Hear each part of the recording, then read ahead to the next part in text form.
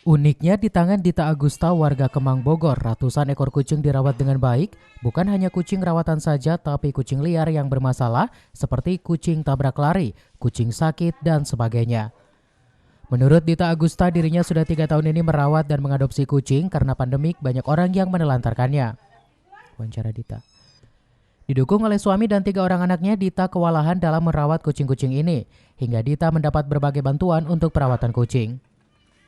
Tak heran jika ada orang yang menitipkan kucingnya ke rumah Dita, seperti halnya Debbie, warga asal Jakarta.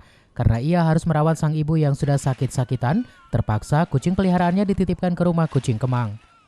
Wawancara Debbie. Dita mengaku butuh 1 karung pakan kucing kering dan 150 ekor ikan tongkol basah untuk memberi makan kucing liar rawatan Dita. Diharapkan di tengah pandemi seperti saat ini ada donatur yang bisa membantu untuk kebutuhan pakan kucing rawatan rumah kucing. Ya pengaruh pasti ada lah ya. Kalau dari segi donasi mungkin berkurang ya, karena pandemi ini kan masalah kita semua. Saya tidak bisa menyalahkan siapa-siapa gitu ya. Dan untuk kucing juga kasus makin banyak, penelantaran hewan makin banyak gitu kan, karena ya efek dari pandemi ini.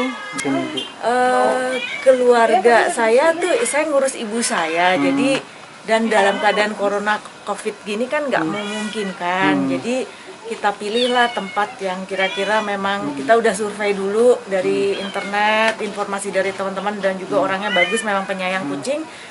Dari Kemang, Kabupaten Bogor, Suhanda Abriji melaporkan.